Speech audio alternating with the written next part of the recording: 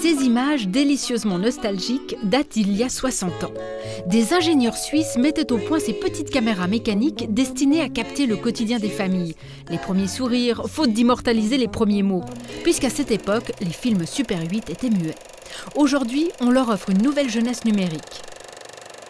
On s'est rendu compte qu'il y avait des millions de films Super 8 qui dormaient dans les tiroirs, dans les boîtes à chaussures des greniers de nos grands-parents.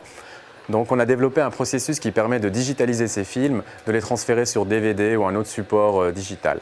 Jean-Pierre s'est servi de son métier d'ingénieur en système industriel pour assouvir sa passion de la pellicule. Ici, chaque mois, on numérise environ 30 à 40 km de films, ce qui correspond, disons, à 150 heures de films, de vidéos. Il a développé un procédé sophistiqué pour redonner des couleurs à ces images surannées. Lui, il veut un peu l'effet Walt Disney Super 8 d'époque. Quelque chose d'un peu flashy. Les films sont scannés, stabilisés, recolorisés. Ma formation d'ingénieur en système industriel m'a permis de développer un scanner de films, des logiciels liés au traitement vidéo, des bases de données, ainsi que d'autres programmes qu'on utilise aujourd'hui quotidiennement. Grâce à cette équipe de compétition, on peut à nouveau plonger dans les souvenirs noirs et blancs de son enfance ou les tourbillons multicolores de sa jeunesse. Bref, c'est magique. Mais hier, comme aujourd'hui, subsiste un hic, la main tremble quand elle filme.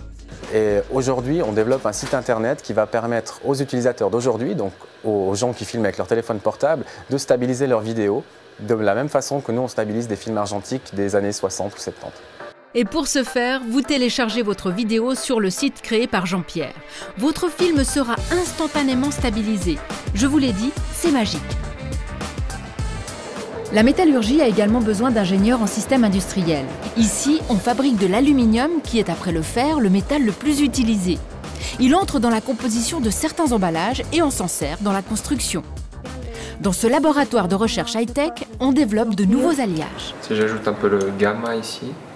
Oui, et puis essayer un multifocus aussi, ça pourrait apporter de l'information. Liliana cherche à améliorer les caractéristiques de l'aluminium. Pour augmenter sa résistance ou certaines propriétés, elle doit le mélanger à d'autres éléments. La plupart des produits qu'on fabrique, c'est utilisé dans l'automobile. Le but, c'est d'améliorer le matériel et puis aussi d'aider un peu le client là où ils ont des problèmes et puis venir avec une solution pour quelque chose de nouveau. J'ai l'occasion de faire ce que j'aime. Le travail, c'est vraiment du plaisir, c'est très varié. Un jour, ça ne ressemble pas à un autre. C'est très intéressant de partir de rien et puis construire. Créer de nouveaux alliages, trouver des solutions, utiliser des techniques de pointe ne sont qu'une petite partie des qualités requises.